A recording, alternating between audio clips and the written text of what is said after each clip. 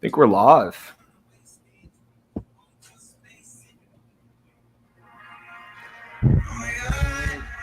Oh my god. Let me plug. Let the people know.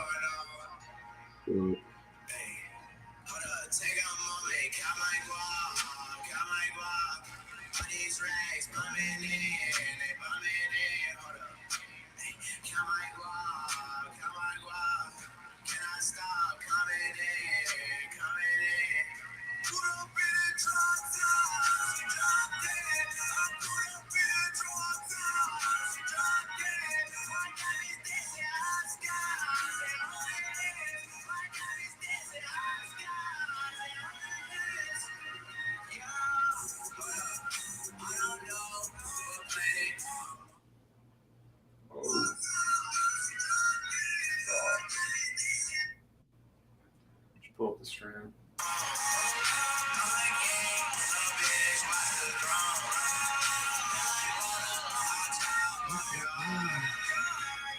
What's good, chat? How we doing? Good vibes today. A lot of energy, a lot of focus. The books are shaking in their boots. I'm fucking locked in. Me and Javon have been talking all morning. All morning about bets, all morning about props, all morning about prize picks, all morning about winners. We'll get started here in a minute. Let's do it.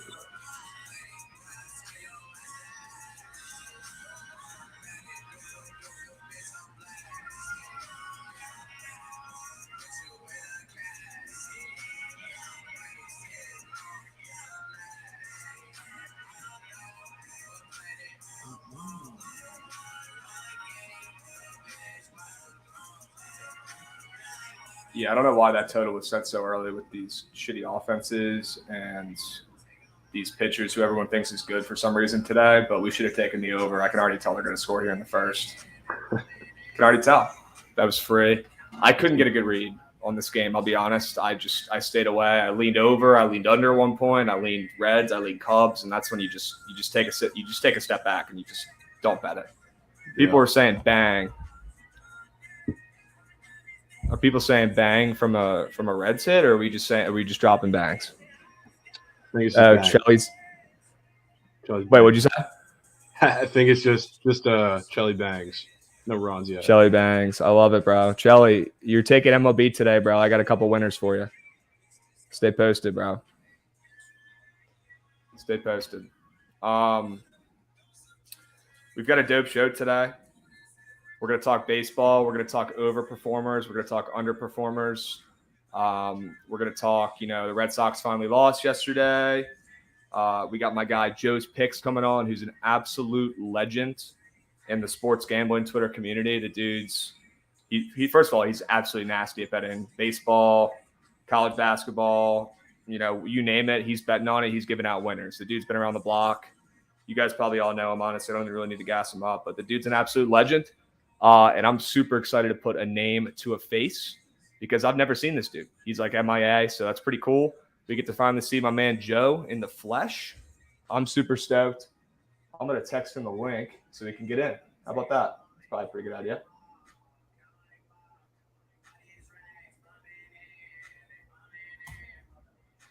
And we're going to be counting our guap. After today, bro. I don't know why the Nats are favored today. Definitely sauce. It'd be very, very Krabs for me to ban the Nats, and then they beat the Dodgers 1-0 for the first time. The Dodgers have lost 1-0 in like years, and then they go on to win today when they're favored. That'd be a very Krabs occurrence. It's probably going to happen. I'm not betting them. I promise you guys, they're done. Not betting them. Chad, if you guys have any questions before we get started, I mean, we've got 10 or 15 minutes. So now's when you should fire them off. And I'll actually read what you guys are saying, and we can answer some shit. So let me know what you guys are thinking while we get, ready to roll. Because I'm stoked. A lot of good games today. The Yankees and Nestor Cortez, who everyone thinks, and there goes the Cubs. Yep, there go the Cubs. Why was everyone on the Reds today? So they got so much steam. I don't know. I mean, it's a sketchy game. That's why I stayed off it too. So Okay, yeah, I saw all over Twitter that pretty much everyone was on the Reds this morning, right? Pretty much everyone we know. But the numbers, more money was on the Cubs still. I know more money came in late on the Reds, but that line moved from Cubs minus 145 to Cubs minus 110 on some books. Goodness gracious. I don't know. I don't know why everyone thought Hunter Green was good yet all of a sudden today. I'm rooting for the dude. I think he's awesome, but he hasn't figured it out yet. I don't know why everyone woke up today thinking he did. And the Reds won yesterday. It's tough for the Reds to win 2 games in a row, guys. I know we like the Reds. We like rooting for them. They got hot there for a second, but they're still the Reds and they still stink. So we need to, put the recency bias aside, and it's very difficult. But we got to put the recency bias aside, and we got to just understand that this Reds team is bad. They're bad. And Hunter Green is bad right now. It stinks. It'd be good for baseball if he could figure it out. He throws so hard. Gosh, he's so cool. But he needs to figure out his off speed, and he needs to locate because, at this point, anyone can hit 100 miles an hour fastball. Everyone's figured that out by now, pretty much. So he's got to figure something else out. I'm rooting for him. The wind's blowing in today, too, at this park. That's kind of why I wanted to stay away from the over, too. It's blowing in like 15 miles an hour. And these offenses stink. Now is not a bad time to live line the under, I'll be honest. I'm not doing it, but not a bad time, so. But, yeah, everyone was talking about how the Nerfy. Everyone was saying this is a good Nerfy play today. I don't get it. I don't understand. The total was set at 9. These pitchers are not very good. I don't understand. Yeah. Reds money line too. Trent did say that shit ain't hitting. At least he said it. He said it. He's honest. His model's been cooking though. Yeah, just not before 10 a.m. apparently. That's what he said. The brain's not working before 10. Is that what he's saying? Yeah. Okay. Yeah, they stink. 100%. Any lacrosse leans this weekend? Holy smokes, do I have a lacrosse lean. I've got a lacrosse nuke we're taking today, my man. Sealord 350. I've got a lacrosse nuke. But I honestly don't know if I want to say it yet because whenever I talk about lacrosse or bet lacrosse on DraftKings, the line moves right away. So let's just say I am fading the best lacrosse team maybe of all time. That's all I'm going to say. So if you know lacrosse, you can put that together. I'll release the play once I actually lock it in. I got to get the good value. Got to fade Corbin tonight? No, sir. We don't got to fade Corbin tonight. You've tailed all my lax picks. You're up 12 units. Yep, 100%. 100%. I wish more people actually took my lacrosse bets because they smack. But, Javon, do you even have that capability to fucking bet lacrosse? Yeah, I do on some of my books. Yeah. Okay. It's, I don't know, sketchy lines sometimes.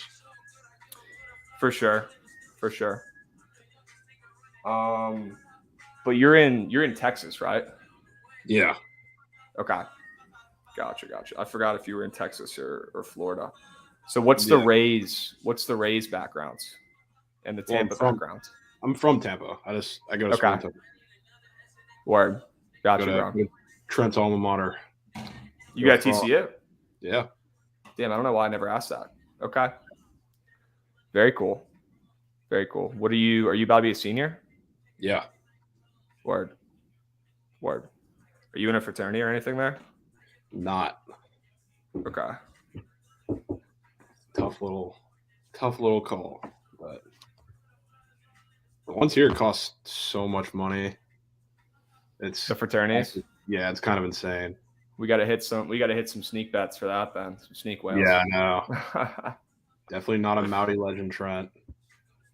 Neely all day. I don't even know what's the background on that. Mowdy is the comm school. Neely's the business.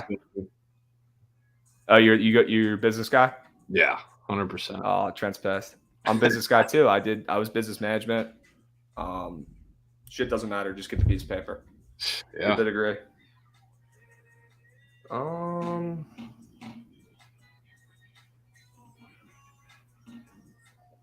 right.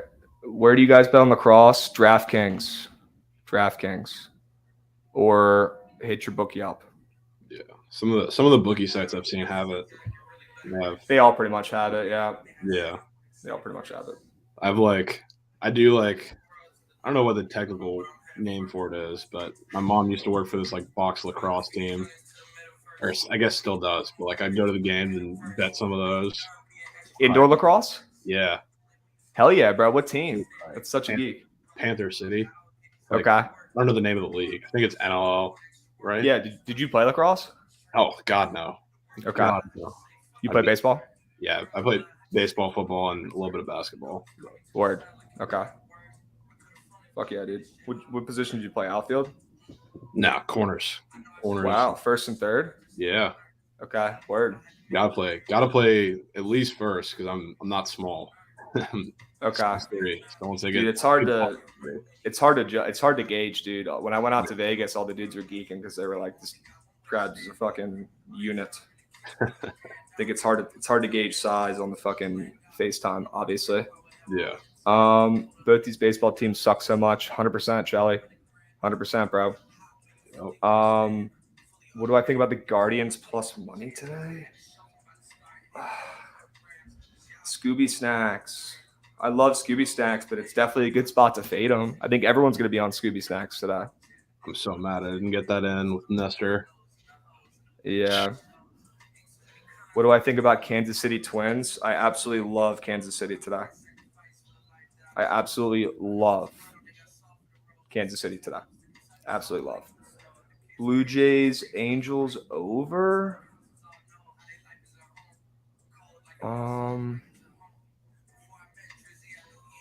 It's at 7.5 with 2 stud pitchers going.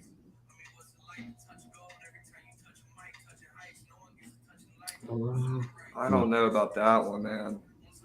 I think I'm a firm believer that Ryu is back. So I don't know if I'd like that over. Yeah. Wind is blowing out.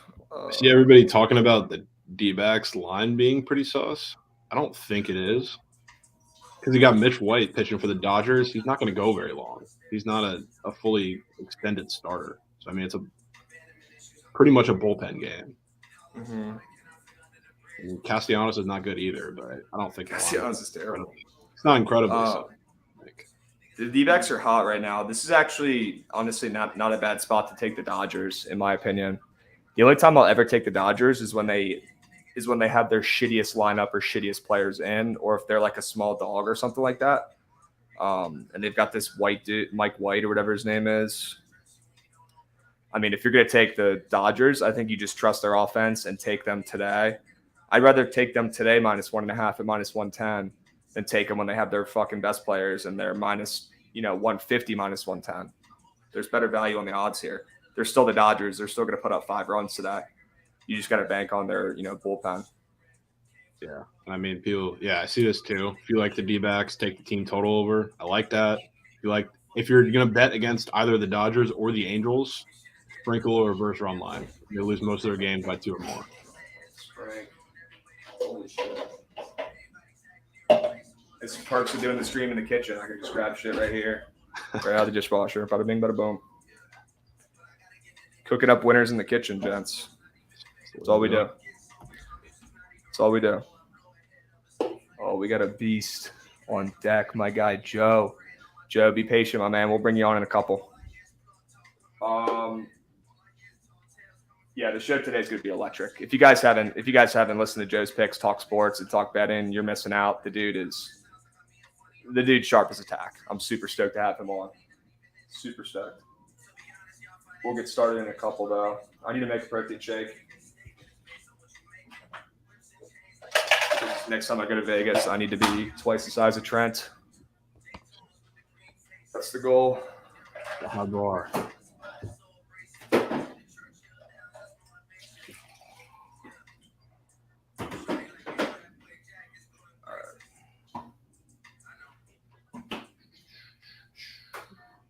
Yeah, the Rays today. The Rays line.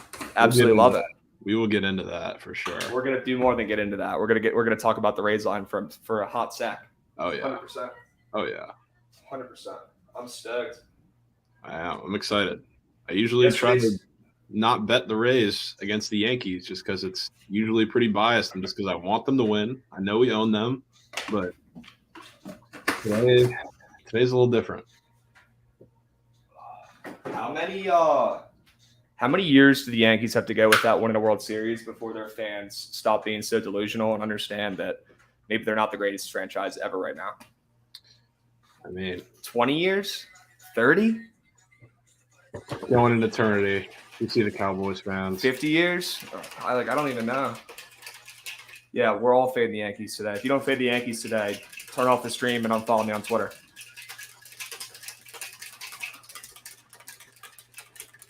How tall is Krabs? I'm 7'3". Okay. Let's get down to business here. We've got a game going on right now. Reds, Cubs. This game stinks. I didn't bet it. Couldn't really find a lean that I liked. And it's already active. So Joey Votto yesterday yelling at people. Nothing I love more than seeing Joey Votto get absolutely juiced up, yelling at some people. I don't know what that pitcher said to him when he was running down first base, but he definitely called him an MFer. I don't know what he said before, but you could see that on TV, and Joey Votto was flipping out. If you guys didn't see that reaction, I think I tweeted it last night. Pretty hysterical. Joey Votto might be a Canadian, but that dude's got some angry in his bones. He's got some Irish in him. He's a little angry. He's a little angry dude, and he's, had a tough year. He's been hurt. Finally starting to heat up, thank goodness. I'm a Joey Votto fan. I pretty much, if you play first base, I pretty much like you automatically. Joey Votto is a stud, in my opinion. I know he's kind of a jerk, but I like the dude. I think he's funny. Don't mess with that guy. Don't mess with that guy. But we've got a great show today, guys. We're going to bring my guy Joe's Picks on here. We're going to talk some baseball. We're going to talk, biggest over, biggest underperformer of the season so far. I know it's early, but we're going to talk that. We're going to talk a couple games today. Yesterday's card was tricky. Still came out on top. Still came out profitable. But there's a lot more plays that I like today than yesterday and the last couple of days, to be completely honest with you. I love the card today. There's a couple plays that I think are very, very trappy, and we're going to make some money off it. I'm stoked. How many games we got today? 10-ish? Yeah. The less games, the better. Yeah. Not too many, but big enough to not call it a terribly small slate. So I like it. Like it a lot. Okay. Yeah, big day today. Big day today. Let's see.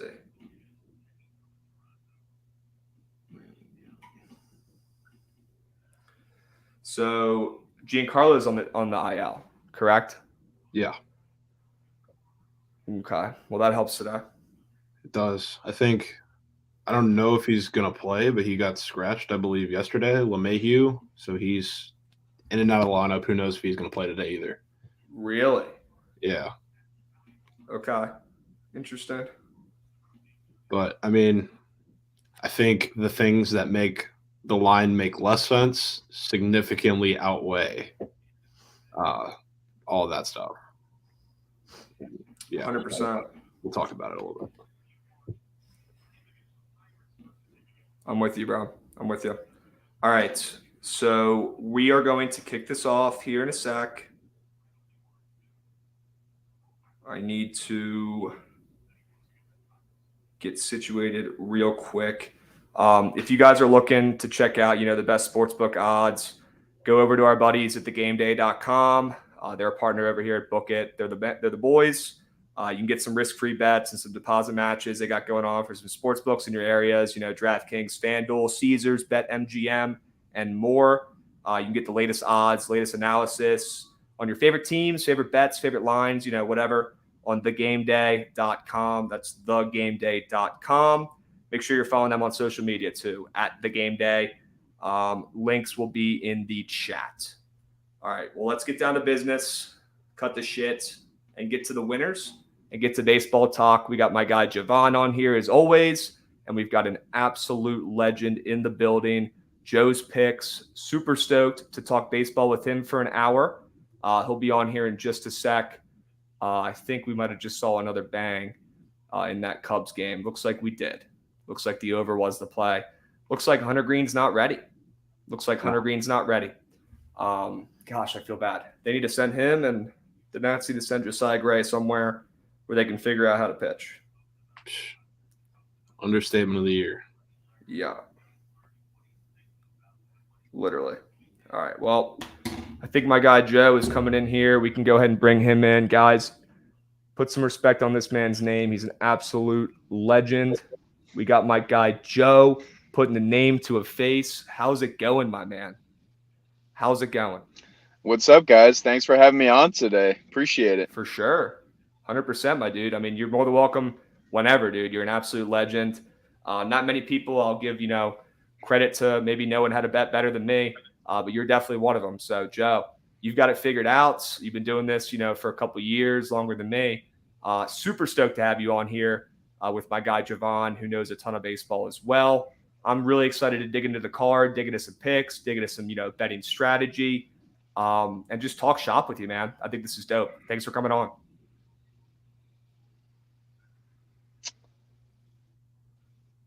Yeah, I might be having them. There's some they're doing some work to my apartment today, so I had to come out to the old work bus. So hopefully the connection holds the old iPhone. So yeah, it should be all right. You're going a little bit in and out, but hopefully it gets a little bit better as we go. As long as you can hear us, that's all that matters. But we'll figure it out as we go. But yeah, Joe, thanks for coming on. Yeah, appreciate you having me, man. Excited to talk some baseball.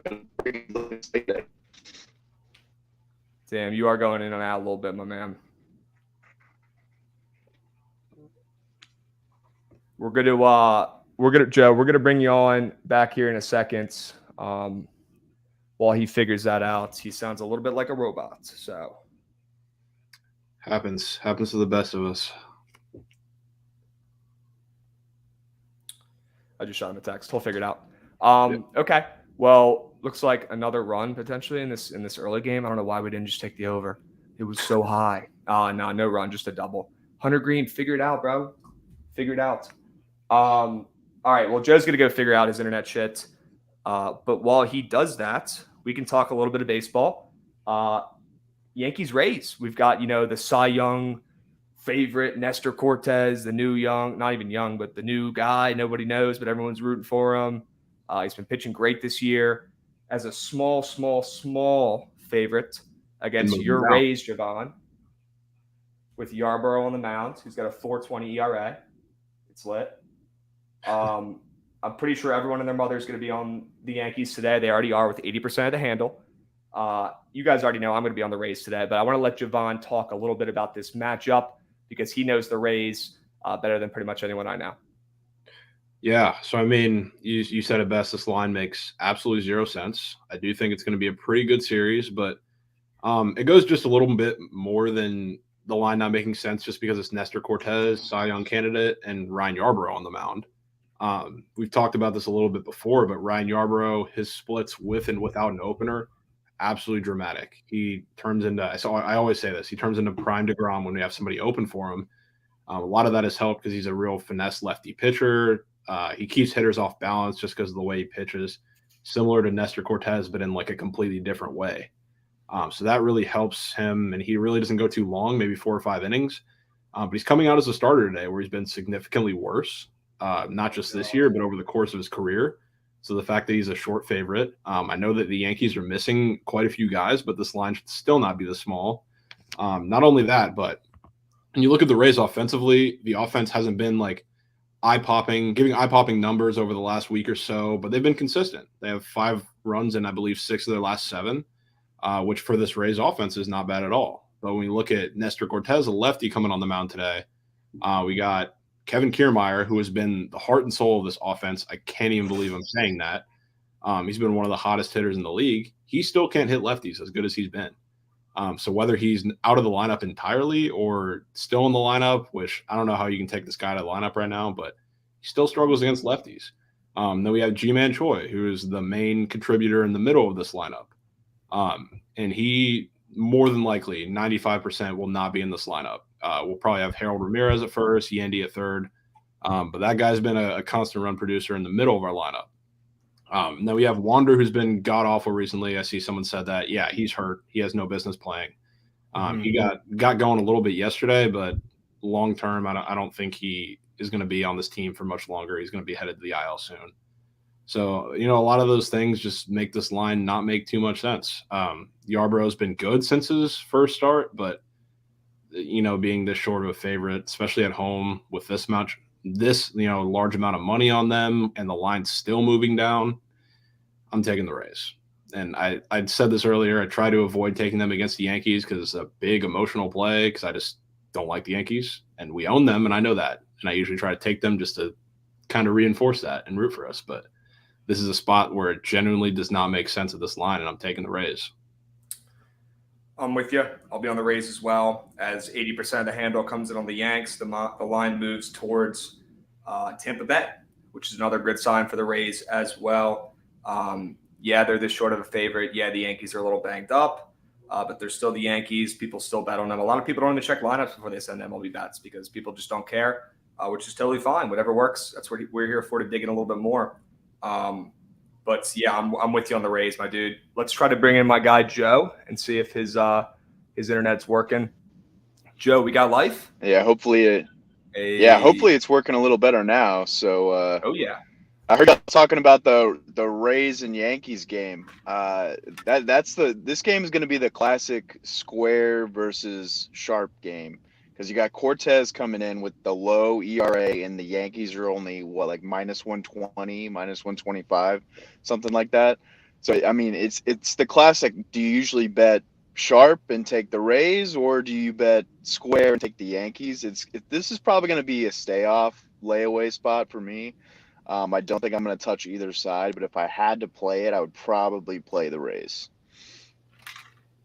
Yeah, we were talking about this a little earlier. I was really looking forward to locking in Nestor Cortez under 6.5 strikeouts on Prize Picks too. Instantly got bumped down to 5.5, which usually pretty suspicious. Usually looks good for the Rays. Not every time, but I do like where that's headed. I mean, usually lines don't move a full point at one time as well.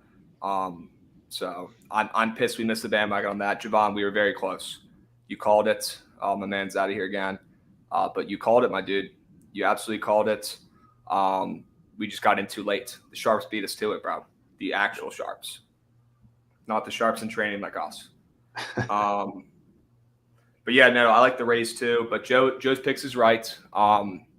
This is just like I was saying with the Dodgers, right? This is kind of the same thing where, you take a Dodgers team today, where they got a random dude up on the bump, and they're still favored. And you just hope that the Dodgers go out there and score 7 runs like they're more than capable of doing, even with their backups or whatever. So very similar type of game here, but I'll be on the Rays here 1,000%. I think Yarborough is good enough to go out there and get it done. And honestly, this is really just a fade Nestor Cortez spot for me. He's got to come back down to earth a little bit, and I think the line tells me that it's today. So I like the Rays. It's one of my favorite plays today, 100%. Yeah, 100%. Definitely. And I think even with, you're kind of relying on the Rays offense because I think we all know what both of these pitchers and bullpens are most likely going to do. It's not going to be a terribly high-scoring game, but I think the Rays offense can do enough. Like, it's crazy to say that this offense is doing as good as it is right now, like as good as it's been all season, and they're only averaging like 5 runs over the past week, which rookie numbers for pretty much any other offense, but they're humming, they're hitting the ball hard. Numbers don't really show it, but I mean, they hit the cover off the ball against Pablo Lopez. Didn't have much to show for it, but they're headed in the right direction. I like where this is going. 100%. I'm with you. And someone in the chat asked about the Cardinals game, and they were talking how the Cardinals hit lefties very well. They definitely do. They definitely do hit lefties very well. But I'm a little sketched out by this line, and I'm excited to talk about it with you guys. This line in this Milwaukee-St. Louis game sketches me out a good amount. Wainwright's an absolute dog. People love betting on this guy.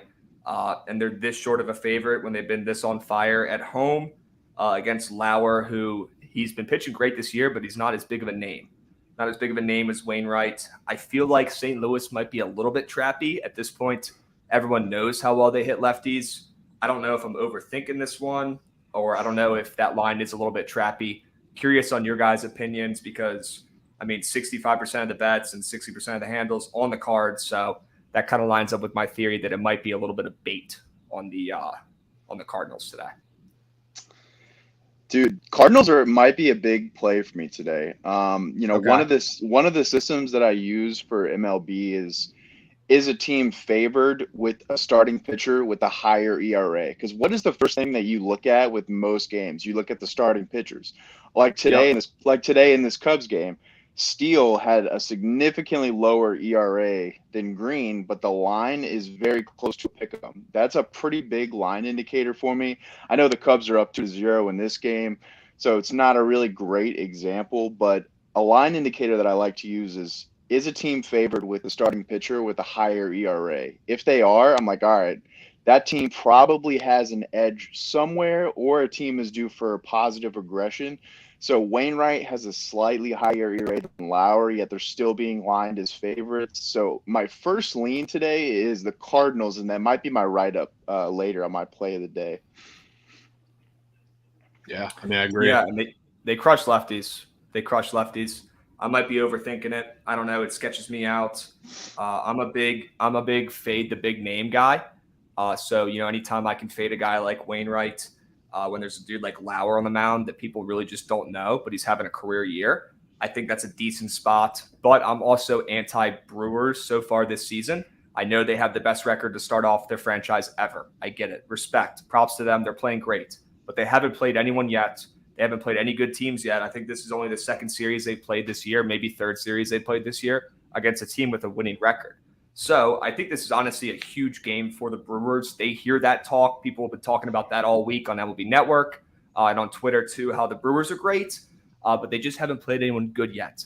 These guys hear that talk too. So honestly, this game is a bigger game for the Brewers. The Cardinals have been rolling. If they lose this game, they don't give a shit. They've been on fire. The Brewers need to win this game to prove that they're a good franchise. As the Reds hit a frickin' another bomb, and the over was an absolute Lockerson. The Reds hit a bang. The Reds hit a bomb. Yeah, call Farmer 2-run. I know Ollie's that. Does somebody have some skin on the Reds? Joe? No, my leans for this game were Cubs first 5 and the first 5 under. So I'm glad I laid off this game. Well, yeah, good job. That's why you pick our spots, right? Good call. Yeah. Yeah, man. Gosh, these pitchers are getting roughed up. What's the total was set at 9. 3-2. 3-2 in the is it the second inning? Bottom of the second. It's 3-2. Kyle Farmer just took Steele, but we should have been on the over in this one, to be honest with you guys. It was set at 9 for a reason. I don't know why everyone was gassing up these arms today. I feel like last night I was seeing people gassing up Steele strikeout prop, which it could still hit. And this morning everyone was talking about how Hunter Green's been pitching better. Dude, I haven't seen Hunter Green pitch well once this year. I'll be completely honest with you. He's thrown 3 really good starts in a row and looked really good against the Blue Jays, who are a pretty good lineup, but have been slumping. Mm-hmm. But this is I guess this is a classic regression spot for Green. He gave up too early, but yeah, over looks like it would have been a good look so far. Yeah, hindsight 2020 though, as they hit another double. Aquino needs to get going, dude. What happened to that guy? Remember he came out of nowhere like 2 years ago and was just hitting absolute piss rockets? He's been kind of a ghost ever since. And honestly, that leads me into a good little segment here real quick. I wanted to talk with you guys about biggest overperformer and biggest underperformer of the season so far. I know it's early, but I'm curious to see if you guys have any, it doesn't have to be the most chalky guy ever, but if you guys have any people, in mind who you think have been, really balling out, maybe haven't been getting that credit, or some guys that, maybe got paid and have really been struggling so far this year. Really excited to hear, who you guys are thinking. I'll start it out with somebody who's pretty chalky, right? Marcus Semien. He's definitely been underperforming, right? That's probably the easiest one out there, right? Easiest answer on the board for that. And he is starting to hit a little bit better recently, and he always does get out to slow starts. Notoriously, he's a slow starter.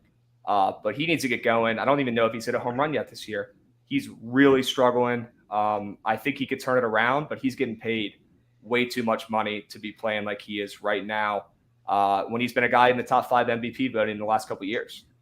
So I'll start it off with him. I think he needs to get it going. I totally think he can. But we're 40 games in, and the dude's stats stink. And he's getting an absolute bag. He's legally stealing right now from the Rangers. Legally stealing. Legal theft. So just not to turn away from the conversation, but the Rays lineup did just drop, and I was right. Kiermaier, not in the lineup. G-Man Choi, not in the lineup. All righties, 2 switch hitters. So they're really stacking up against Nestor. But you called it. Kevin Cash, man. Dude's a freak. Mad scientist. That's what he does. Mad scientist. I'll talk about mine a little bit. My underperformer is Chris Bryant, which I think by the numbers he got put on the IL again. Yeah, that's what I'm saying. I mean, by his numbers, he hasn't been absolutely atrocious. He's still hitting 278, but the guy can't stay healthy. Not only can he not stay healthy, but through the stretch of the whole month of April where he did play, 0 home runs, which at Coors, absolutely ridiculous. That's not what they signed him for. They signed him to be a pairing for CJ Cron in the middle of that lineup to supply some runs and supply some power. And he hasn't been able to do that. Obviously, hasn't been able to stay on the field either. So I think this is kind of so far a failed experiment for the Rockies. 100%. 100%. Yeah, I agree with that too. Joe, you got any guys on top of mind? Anyone who stinks? Anyone who's really good? Yeah, my biggest overperformer this season is actually pitching today, Michael Wacha. I don't know what this dude probably sold his soul to the devil to get out or something, because I just have no idea how he's been so dominant this season. He's got like a 1.35 ERA or something like that against some like good opponents too. Mm-hmm. And his strikeout numbers aren't up. He's just getting a lot of weak contact and just getting outs. I mean, he's just performing well. And then on the other side, biggest underperformer, I was gonna say Simeon, but I found someone else who fits it. Javier Baez for the Tigers. Mm-hmm. He is just not producing at all for the Tigers. They brought him in to be a big run producer. He's just not getting it done. Weird enough, he has the lowest strikeout rate of his career, and he's just not producing. It's very odd, his metrics so far. 100%. Yeah, couldn't agree more. Walker's a freak. Yeah, I think you might be right. He might have pulled some Ghost Rider, sell his soul to the devil type shit, because he's been getting pretty lucky. I don't know. I know they have stats that based on like expected ERA and stuff like that. And you can kind of tell who's been lucky and who's not. Guarantee if you looked into his stats, he's one of the luckier pitchers in baseball. But sometimes it's better be lucky than good, Yeah, I mean, he's at what point do you like expect a guy for regression, or if he just keeps doing it, you're like, oh, maybe he's just that guy this year. That's like one of the harder parts. Yeah, it's like one of the harder, like Blackburn, like for the Athletics, like that guy has just been dominant for like 8-9 starts now. I mean, is he just that guy? Like I'm done fading him. I can't do it anymore. And I'm about to the spot with Walker too. I just can't fade him or Rich Hill anymore. Like they should be in nursing homes, and they're out here throwing like 7 innings shutouts. Like it's crazy. Literally. Yeah, I mean, we're talking 7-inning shutouts. Probably one of my bigger overperformers is a guy who's consistently doing it for some reason. It's Martin Perez. Oh yeah. Yep. That guy has been absolutely ridiculous out of nowhere this year for, a Rangers pitching staff that everybody expected, not that they have been good, but everybody's expected them to be atrocious. And they've been, a lot better than a lot of people have thought, especially their bullpen. So he has been another guy who should qualify for ARP at this point, and he has been incredible, absolutely incredible. And I don't get it. And he's got a 1.6 ERA. Yeah. He's got a 1.6 ERA. He's got a 1 WHIP. I actually have him on I have him on my fantasy baseball team, and I took him out of my lineup because I thought he was going to get shelled by Houston, and he threw a complete game shutout. So, I mean, that's just how he's going this year. That's just a textbook definition of just overthinking it and just biting you in the ass. That stinks. Yeah. Gosh, fantasy baseball, what a grind, by the way. Goodness gracious, I'm in 2 leagues. I'm never doing that again. Oh God, it's a grind, man. I'm immediately regretting that decision of doing 2 leagues. It's too much. I should be getting paid for the amount of work I'm putting in for this league. My teams stink, so it doesn't even make me want to do anything. If you're not on top of your shit in fantasy baseball, you're toast. Yeah, if you're not, combing through the waiver wire and making sure you're checking a lineup every day, you're toast. Dude, 70% of my team now is waiver wire players who are just like killing it right now that I picked up early. Yeah. And baseball's a weird sport. Like, you could pick up a guy who has great historic numbers against, a pitcher and pick him up for a day, put him in there, and he hits a bomb. Pick up like Joey Votto yesterday, who's really been struggling, but he had great numbers against Hendricks, and he had a triple and a home run, right? So baseball is kind of weird. You can pick up guys for literally a day just based off the matchup. That's a good point. There.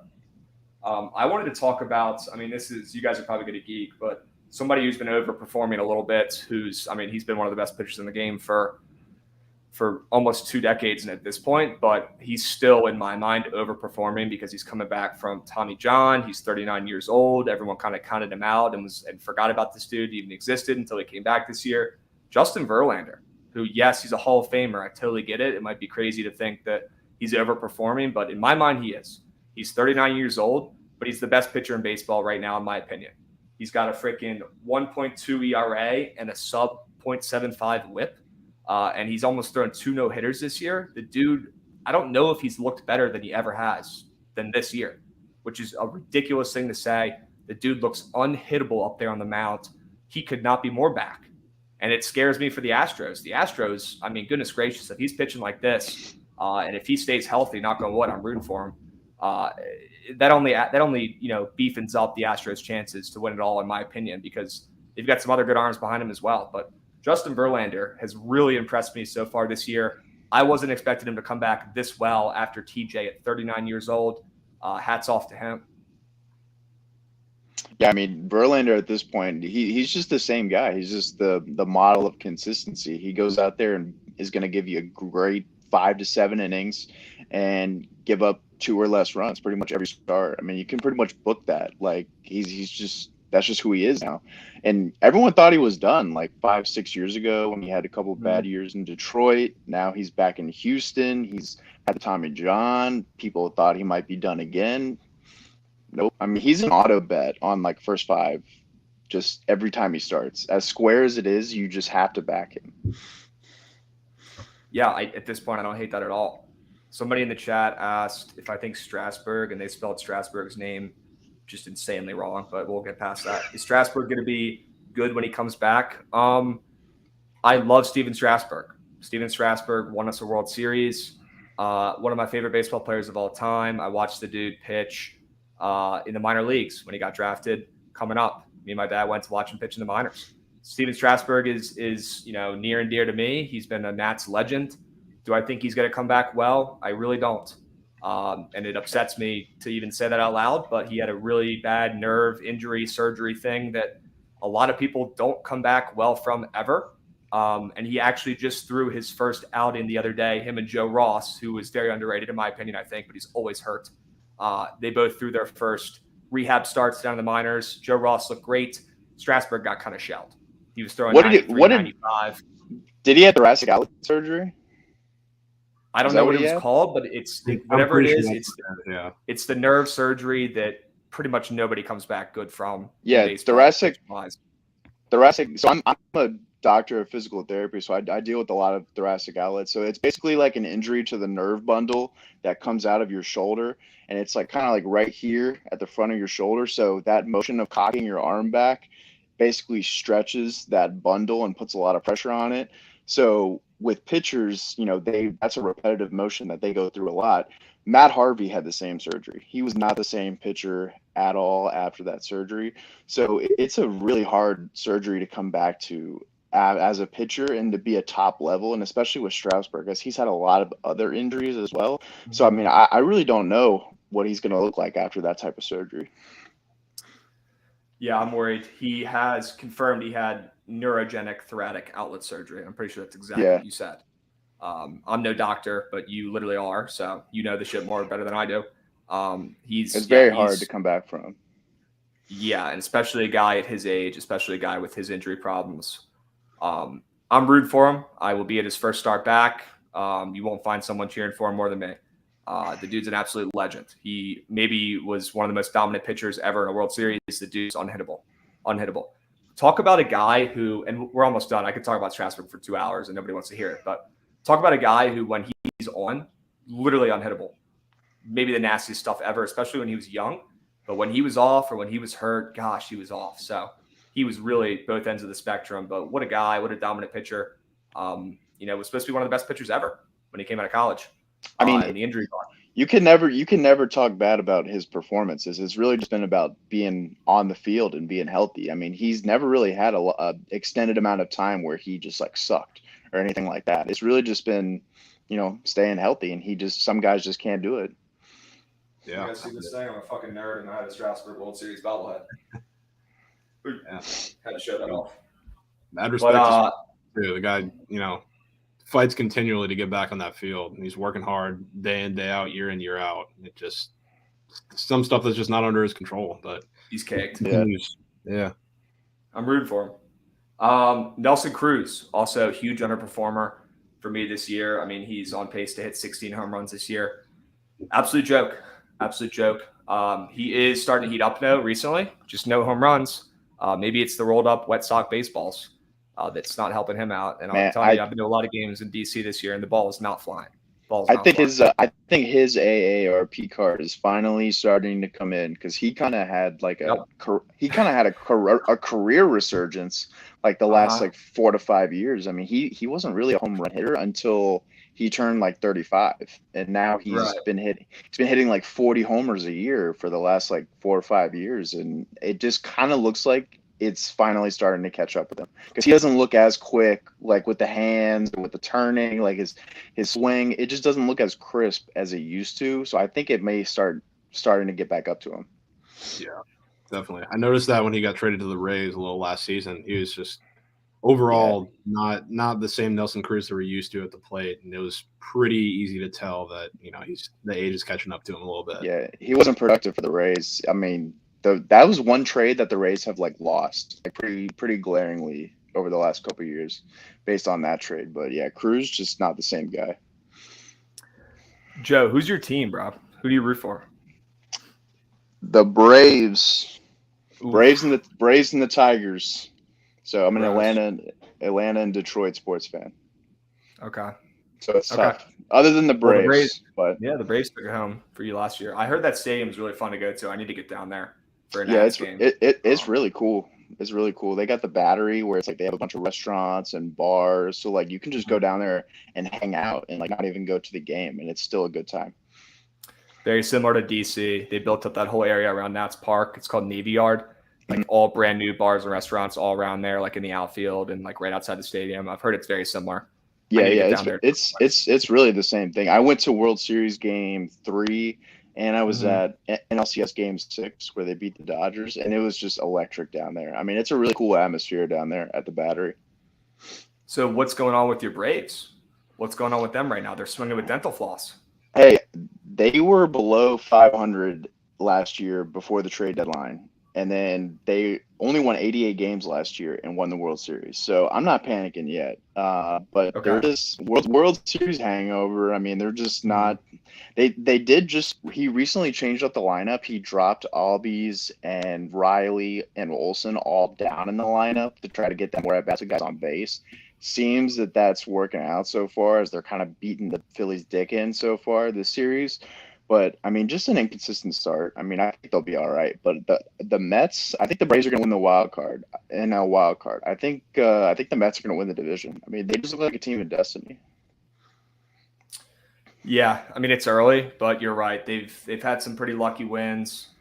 Somebody tweeted me the other day. They said they're the Providence of MLB this year. So they're getting a little bit lucky. Very true. Very true. But they're also very good though.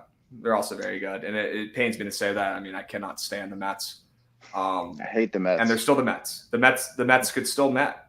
We see this. We've seen this movie before. The same thing that in the AL East. The same thing with Toronto. Historically, they get out to these not this year, but get out to these fast starts, and then they just absolutely melt every single year. So maybe that's good for Toronto this year. Maybe it's good they're not starting out hot and they'll get it going later. But there's some teams that just find ways to lose, find ways to blow it. And, the Mets recently have been one of those teams for sure. It's been pretty funny to watch, being a Nats fan. And I'm sure same with you, Joe, being a Braves fan. Yeah, I think I've blind bet the Mets team total wins under like the last like 5 years, and I've won every year, and so I did it again this year, and I think I'm gonna lose this year. I think they're actually gonna finally live up to their expectations this year, or at least it looks like it so far. Season's only 25% of the way done, so we got a long way to go, but That's facts. so far the Mets look like a team who's legit, in my opinion. So you're telling me there's a chance the Nats can still win the World Series again? There's been Soto trade talks rumors lately. Don't remind him. Oh, yeah, this is on me. It's for bringing it up, but Soto rumors have been swirling. Let me talk about Soto for a second. I love Juan Soto. He's my favorite player in baseball right now. Since Ryan Zimmerman retired, Ryan Zimmerman's my favorite baseball player of all time, which is not really shocking. Juan Soto is the GOAT. He's the best hitter in baseball, but I will say he is struggling a little bit, and I'm really hoping I jinx him right now. But I'm not going to pull up his stats because they're just going to piss me off even more. But he's hitting under 250, and every time he gets a home run, it's a solo shot. I feel bad for him. No one's ever on base. He's in a tough spot. So he was spoiled. He came up to a very good organization and team that was good and that was winning all the time when he got pulled up. This is the first time that he's really been on a bad team, and he's on the worst team in baseball right now. He's not used to it. You can tell like his childish, like happiness, like happy behavior out there on the field where he's just like geeking around, having a good time, which I think everyone enjoys watching. The dude is awesome out there. He's complaining a lot more than he used to. He used to never complain. Something's up. He's gone. He's gone. He's going to be gone. Not this year. There's no chance. People who think he's getting traded this year they don't know shit because we're in the middle of changing owners right now. There's no way that we trade him right now before we get rid of the team after this season. There's no way that doesn't happen. That would be like, what would that be like? I'm trying to think of what that would be like if Amazon, that'd be like if Jeff Bezos sold AWS before selling Amazon at the end of the fiscal year. It would make no sense. Why would the Nats ownership sell their best, most valuable asset by far before they sell the team? Like, yeah, I mean, that doesn't make sense. He's that important to where like the new owner would have to be like, yeah, like if you trade Soto, like I'm not buying the team anymore. Like that's like a depreciation. 100%. That's like a depreciation of like hundreds of millions of dollars of value. Like he's that important. So like I agree. Yep. I didn't know that about the Nats, but I mean that makes sense. Like for sure. Yeah. And Jeff Bezos, if you're listening to this, please buy the team. We need somebody rich. Because the people I'm hearing who are trying to buy it, they're not. So I'm hearing that maybe the DC United owners might try to buy it, which I mean, I'm going to literally throw up just saying that. I'm hearing that maybe the guy who used to be the owner of the Red Sox, who flipped them, a guy who will go in, buy a team for a year or two and then flip them. He's looking to buy the Nats. So very curious to see what happens in the all season. But there's just no chance that he gets traded this season. I think if we were not trading ownership, for sure, wouldn't be surprised. But there's zero chance he gets moved this year. His free agent year is up in 2025. So if anything, he'll probably get traded, mid-season that year. I think the only way he would get traded this year is if a team were to make like just a boneheaded offer, like the Pirates giving up Meadows and Glasnow for like Chris Archer. Like that's maybe the worst trade in MLB history. And like if that type of scenario were to arise, I think they would think about it. The Pirates, I feel like the Pirates are also like the freaking Yankees minor league system. They made so many bad trades that their guys ended up on the Yankees, like Garrett Cole and Talion. I don't know. That might just be them, but the Pirates are a joke. Yeah, the Pirates front office is just, I don't know what they're doing over there. Like they don't know what they're doing. Not doing much. Not doing much. They have a cool stadium though. They do have a cool stadium. Definitely want to get up there sometime soon. I need to check that place out. 100%. I need to go to a good ballpark because obviously I'm not getting that in Tampa. Oh my gosh, dude, 100%. You could go to how far are you from the Rangers? Oh man, I go to those quite a bit. The Rays actually play here Okay, starting next week, so I'll be at most of those games. yeah, you But gotta go. Hell yeah, yeah. Trop is not it. We're talking ownership. It's the most amazing contrast in baseball between the Rays front office and their ownership. Some of the best GM work in all of sports, maybe the history of sports, and then probably the worst owner in all of sports too. It's insane. That stinks. That's crazy because they're the Rays are the best team in baseball at doing more with less. So if they actually spent some money on like a couple pitchers and maybe one big bat, like they would make the ALCS like every year. Like they would beat the Oh Yankees every year if they spent more money. yeah, And yeah. they already do beat the Yankees a lot. So Mm-hmm. Yeah, it's just like at this point it's an ownership kind of it sounds insane because it is, but it's like an ownership objective to not spend money strictly because they're trying to wait until they move. They're legit. They've come out in an interview and said that their goal is to disengage the fans. Like they've literally said that they want to disengage the fans and have them focus on baseball. So baseball's the focus. So they try and attract people strictly because of baseball, not because they like being a fan of the team, not because they like going to the ballpark and watching the games. None of that. They said if you don't like our baseball, that's fine. We're moving, and somebody else is going to pay for it, which is the sad part. Damn. it's So like you think they're actually gonna move? I don't think so because I think the owner of the Lightning, Jeff Vinnick, and a lot of his ownership group, they've kind of stepped in and said, "Hey, we're going to work with the city of Tampa, kind of help finance it." I know Vinnick has said like publicly and visiting with a couple of people, he doesn't want any part of it, but a lot of like the leaders in the city of Tampa who work with him do. But the real problem is that Stu Sternberg, the Rays owner, he has literally gone to the city of Tampa and said, if you don't finance at least 95% of our stadium, we're not building one. And we're moving to Montreal, Nashville, Vegas, wherever they're exploring. And the city of Tampa looks at that and they say, hey, how did that work with the Marlins? Because the entire city, the city of Miami financed that entire stadium and it's flopped. They're losing money, all of that. So the overall thing just doesn't make sense. So it's some terrible ownership work because they're trying to move. They want to get like the whole sister city thing. That's the biggest money grab I think I've ever seen in the history of sports. They're trying to get the two TV markets, the two stadiums to be built without the ownership group paying for it, all of it. It's all a disaster. it's frustrating too, just because the Rays are so good. Like they just win a lot of games every year. Like even despite that, like they'd at least win 10 to 15 more games if they just spent money on players. Like it's Yeah, crazy. easily. And like the stadium solution is just so simple too. Like a lot of people like don't understand. The stadium is it's about 50 minutes away from the city of Tampa itself. It's not in Tampa, it's in St. Pete. And that drive, if you go during rush hour, which is what it takes to go to a lot of those games, that's an hour and a half, hour 45-minute drive in the heat of traffic after work. So nobody's making that drive. That's why we draw 5,000, 10,000 at a game, maybe 20,000 on a good game. But all of that literally just moved the stadium to Tampa. Because you look at the Bucks games, the Lightning games, those are some of the best environments in sports that I've been at. So like those, they know how to do it right. The solution is just so simple. It really is. Mm-hmm. It almost makes too much sense. It does.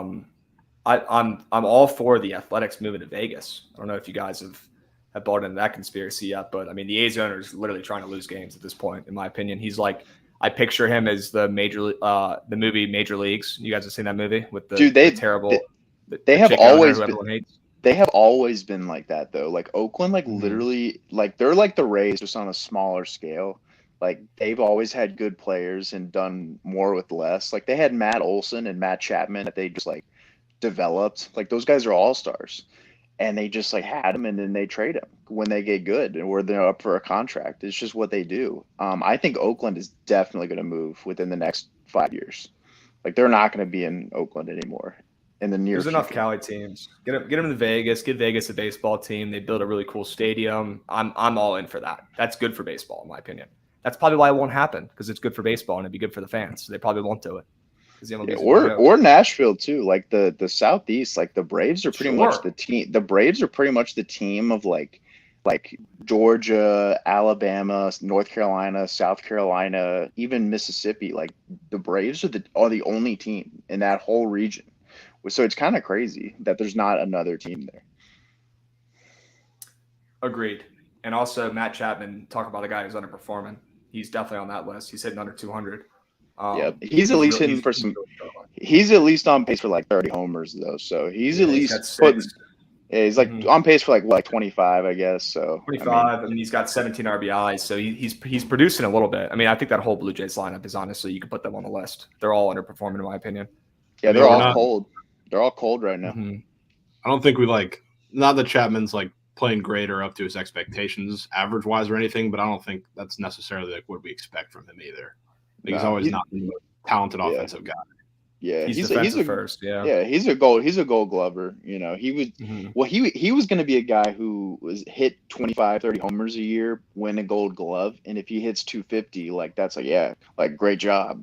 Like as long as he gives you homers and defense and he hits 250, like that's perfect. But now he's hitting under 200 and he's a liability. So I'd love to see my guy Anthony Rendon get going too. I don't know if you guys are hip to kind of his mindset of baseball. I mean, he was on the Nats. He was an absolute beast. But he literally has said that he doesn't like playing baseball. He doesn't like it. He does it to make money. I don't know if you guys have heard that story or not, but maybe one of the weirdest stories of all time was Rendon when they were talking about contract stuff. He's like, I don't even really like playing baseball. He doesn't love it. He's not a guy that goes out there. He's not like Pete Alonso. You see Pete Alonso go out there and hits a home run and does like a crazy walk-off celebration. Dude, you're like, that guy just loves baseball. That's like doesn't give a shit. That's like Anthony Edwards from the Timberwolves. He came out and basically said, like, I don't even like basketball that much. Like, it's kind of fun. Like the number one overall pick and probably the best rookie in the league doesn't like playing basketball. And I haven't heard that about Rendon, but I mean it kind of makes sense. You know, I never see any emotion out of him. He very rarely argues. He plays very relaxed. I mean, I guess it's better. I mean, he doesn't tense up, I guess. But I mean, that's definitely interesting to hear from like a perennial all-star and guy who's won a World Series that like he just doesn't care about it. Like I just don't know how you can have that mindset. 100%. Reds bang, by the way, and I think they might do some more here too. Tommy Pham coming through. He's been playing well this year. Good for him. Yeah. Reds 3-3, and they're about to strike again, probably. God, the over, man, was free. Tommy Pham started the year 0 for 25. Now he's balling. Yeah. Playing really good recently. Love Tommy Pham. Yeah. Yep. Gosh, who's up right now? Vado's up. Second and third, no outs. Bottom of the third, 3-3 game. Joey Vado's up. It's only the third inning. Yeah. I feel like this game is like a snail's pace. Like I feel like it should be in at least the fifth right now. 100%, dude. That's what happens when you score 6 runs in 3 innings. Yeah, last couple of day games have been pretty slow, especially the Rockies Pirates yesterday. Oh my God, I had Rockies first 5 yesterday, and I've never been so happy to win a first 5 bet because I saw what they did in the 6th and 7th innings. I would have been what a play. I would have been sick to my stomach if I had Rockies full game. And 100%. I mean, Jake Sawinski and Josh Van Meter hit 3-run homers in back-to-back innings. Like, are you kidding? Are you kidding me? Like. You're not a Josh Van Meter guy? he stinks. He just stinks. Like, well, he got a home run yesterday, so good for him. That'll be his only home run of the month. Like if Soto hits a home run to like beat me, I'm like, all right, I tip my cap. Like it's Soto. If I lose to a Josh Van Meter like 3-run homer, I'm like, all right, like F this. Like I'm not. That's 100%. not. That's not good. 100%. All right, we've got about 10 minutes. I want to go over this Nats game real quick because me and Javon have a play we love, and then I kind of want to just go over, Joe, if you've got your best bet. But let's dig into this Nats game real quick. So the over/under is set at 8.5. German Marquez and Pat Corbin, 2 big names who have absolutely stunk it up this year. Couldn't really be worse. But I was expecting this total to be set at almost like 10 with how freaking terrible these pitching staffs have both been. The Rockies had the worst bullpen in the league. The Nats aren't far behind. The Nats give up the most runs per game. The Rockies' offense is decent. I know they're not very good on the road, but they've got some pretty good numbers historically against Corbin and Marquez. Marquez is one of the worst starting pitchers in all of baseball right now, but he was supposed to be their ace. Same with Corbin this year for us. But I was surprised to see this total set this low, and I know it's not super low, but I was expecting to be around 10. Everyone's saying the over is free. It's the easiest bet ever. These pitchers stink. All the money's coming in on the over. Well, not all the money, but I mean, let me double check right now. But I mean, 72% of the bets are coming in on the over. The handle is pretty even, but bets are coming in on the over. People on Twitter are talking about how it's the freest, easiest bet of all time. But the total's not moving with all these bets coming on the over. Me and Javon absolutely love the under in this spot. My mindset here is that these offenses stink. And all it's going to take is one of these two pitchers to lock in and not, absolutely blow it and stink up the place for the under to hit here. I want to know your opinion, Joe, on this game. Yeah, I actually do think I'm going to have a play on this game, but there are some plays like they're just like too easy that like do I just lay off or do I bet the other side? Like that's kind of how it is with this game and the total. Like the over 8.5 just looks so easy based on the offenses of these teams and how bad these pitchers are. But I'm gonna be on the Nats first 5 here. Mm-hmm. I'm gonna back Corbin just because the Rockies are just so terrible on the road, especially in the first game of series. And Corbin is 0-7, doesn't have a single win. I mean, if he can't get a win against the Rockies in this game, like I don't know if he's going to get one against anyone. But the under is definitely the sharp play here. But I am going to play Nats first 5 at basically a pick 'em. They're slight favorite on most books, I think. But I'm going to be on Nats first 5. I'm going to back Corbin. He gets his first win today. For what it's worth, I 1,000% agree. I made a promise to everyone that I wouldn't bet the Nats anymore because I've been taking them so much and I've been posting the plays and I've been losing money and people have been losing money. So I put them on my no bet list the rest of the year. I've got enough emotionally where I can just root for them. And this was before the Dodgers game yesterday. I came out and said this. So of course they went on and won the first game. I didn't bet for the Nats all week. They beat the Dodgers at plus 200 yesterday. And it'd be very, very, it'd be a very, hilarious but realistic event because of how funny it would be for the Nats to go on and win again today. Win 2 games in a row for the first time, I think, the entire season. That'd be a very Krabs event to happen. So it probably will. It probably will. I put them on my no-bet list. They're probably going to win every game this week because of it, because that's how life works. So I love the Nats today. All joking and bullshit aside, I do like the Nats. I do like Corbin here. German Marquez is really struggling. His fastball is rated one of the worst pitches in all of baseball. My guy was telling me that on Twitter the other day, Peter Appel from Just Baseball. But I like the Nats here. I like the under. I'll be all over the under in this game. Everyone's talking about how free the over is, and that's a huge red flag for me. All over the under here. Yeah, definitely. And I think this is like something that I think a lot of people take for granted, actually watching these games, watching these teams play, watching these pitchers pitch. Because, I mean, if you look at Corbin, not just his numbers, but even his advanced metrics, the guy looks like probably the worst pitcher in MLB history. But, I mean, if you watch the guy starts, he hasn't been as bad as a lot of people think and as bad as the numbers say. He's been getting killed in like one big inning every start. Yeah, exactly. And exactly. The defense has been really horrendous. hard on. It's really hard on. Mm-hmm. Yeah, so, I mean, the guy hasn't been nearly as bad. I think I like to back him. I've done it a lot this year, which sucks to say. But, I mean, the guy has not been nearly as bad as people think. The defense has let him down a lot of times. Most of his starts for the majority of the innings, he's really good. And I think against the Rockies offense on the road, which, yes, they are better against lefties on the road, but they're still overall the Rockies offense on the road. I think he can avoid that one big inning today, and I think he's going to shove. I think Marquez can do plenty enough himself. Not going to lie, very tempted to play both these guys strikeouts with the way that I think they're going to pitch today, especially Marquez. But, yeah, I think this soars under, to be honest. I think if you're planning on taking – go ahead, Joe.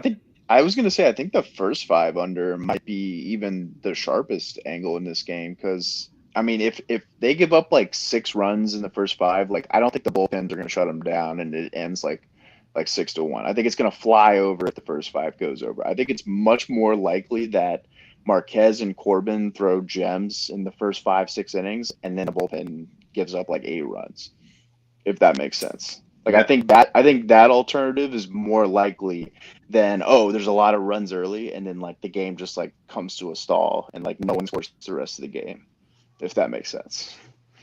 100%. I think it was Reds Pirates that one time where it's kind of the same situation of everybody thinking the over was the freest bet of all time, and we took that first 5 alternate under, a little sneak whale play. I think that's might be in the same cards today. I could very easily see this being 1-0 at the end of the 5th. Straight up. These offenses stink. Rockies' offense stinks on the road. The Nats, literally, when you watch them play, I've been to way too many games this year, seen it in person. The Nats look like they don't want to be there. The Nats look like they're saying, when is our reservation of Fogo de Chao up in D.C.? Because we're excited to go there. We're looking forward to it. Dave Martinez is the worst manager in baseball. He's fired after this year. I've been saying that. I was saying that when we were in the playoffs and winning the World Series. I was saying he's still a bonehead. He still makes terrible calls. That dude does not know how to manage a baseball team. He, in his post-game interviews, looks depressed. Literally sounds like Eeyore from Winnie the Pooh. And the team is following suit. Maybe that's why Soto's so jacked up out there, not looking like himself. But the guys are so lethargic and slow out there. I'm not scared about the Nats offense right now one bit. Definitely not scared about the Rockies offense, especially on the road. And Crone hit a home run last night, so he's probably not going to hit back-to-back home runs on the road. That guy's splits are atrocious. So I think it's a perfect storm for the under here. I like first 5 under. I like full game under. I like the alt under. I think this game ends 2-0, 3-1 type game. No sweater, easy. Everyone and their mother is going to be on the over, and that's when we fade. I'm with it. Joe, we got about 5 minutes-ish. You got any plays you want to release? I know you do. You write up your articles and do your stuff on Twitter, but any plays you're really liking today? The people want to be spoon-fed a winner. You're one of the GOATs. Chat, let's get some W's in chat for Joe. Gas him up a little bit. Joe, give us your best play of the day today, my man. What do you got? Right now, my best play of the day is going to be Cardinals first 5 money line. I kind of mentioned it earlier. First glance, Cardinals are going to be one of my favorite play. Right now, I think that's going to be my play of the day for the article. Brewers have played a really weak schedule. They're coming off a big-time series win against the Padres where they came back in multiple games. They played very sluggish in the first 5 of a lot of those games. They just really haven't played a lot of tough competition. Wainwright gets his revenge against the Brewers, who beat him in pretty bad earlier this year when he went to Milwaukee. One thing I like to do is when pitchers face a certain team multiple times, they usually flip-flop the results. So say Wainwright threw a gem the first time against them, he'll probably get hit around a little bit in the second game. He got hit around a lot in the first game. I think today he throws a gem. He's back in his element at home where he's always liked to pitch. Brewers, Lauer is definitely due for some negative regression, in my opinion. Cardinals, first 5 money line today. I think they get it done. Cardinals love hitting lefties. That total kind of tells you that Wainwright should have a better go in his second start against these guys, right? It's kind of low. I think it's set at 7.5, and maybe probably going to end up at 7 because it's minus 120 on the under. I love the play too. I was overthinking it a little bit. Definitely lean that with you. How can you not back Wainwright at home when the Cardinals are facing a lefty? One of the hottest offenses in baseball. And the Cubs might have just given up an inside the park home run. Let's see how this one plays out. They're sending him, and he's in there. Never mind. I'm smoking crack. It was a triple, but a bases clearing triple. It's 9-3 in the bottom of the 3rd with 1 out. It is 9-3. Trent, if you're listening, bro, good call on the Reds this morning, man. Good call on the Reds this morning. The model's working. 9-3. Gosh. No wonder why the line what's moves been so wagging long. lately, Krabs? I've been running just a Votto Fam fantasy score 2-teamer for the past couple games. This game is gonna be going until the night slate starts. This game is literally going to still. I'm here for it. Yeah. Maybe that's Rob Manfred's whole plan. I'm here for it. Okay, awesome, Joe. I love that play. Javon, anything you want to add, or any plays you like real quick before we hop off? Not really. I mean, I like the Rays, but I don't want Rays. like my official play just because it's so biased. But I won't rush through the analysis. I'll say it all on the surgical stream in a little bit. Fair. We're gonna hop into Prize Pick Spaces, craft up some Prize Picks entries here in a couple minutes on Twitter. Guys, I'll give all my leans for all my MLB plays on Trent's surgical stream at around 3:30 Eastern time, as always. Joe, it was a pleasure having you on here, my man. You know your shit. You literally called out what injury Steven Strasburg had. That was as sharp as it comes. That was very impressive. Joe, always a pleasure, my dude. I will be tailing your first 5 bet. You are so sharp with these first 5 plays. If you guys haven't followed my man's yet, it's at Joe's_picks on Twitter. The dude's articles he writes every day for his play of the days are a great read. I recommend everyone check him out. We already know we got a sneak peek of what his play is going to be today. So, Joe, appreciate it, my man. You are always welcome. We'll have you on here again. I hope your Braves figure it out at some point, just not against my Nats, my dude. But I wish you all the best, my man. Thank you, man. Appreciate you having me on today. For sure, for sure. We'll run it back again too. Okay? For sure, for sure. Thanks, Joe. W's in the chat. Let's get it. We'll pass it off to the GOAT, Trent. Let's hope the man hits a parlay today because it's been about a month. So he's due. I'm feeling good. I think he gets it done today. Let's see what he can do. All right, gentlemen. We'll be seeing.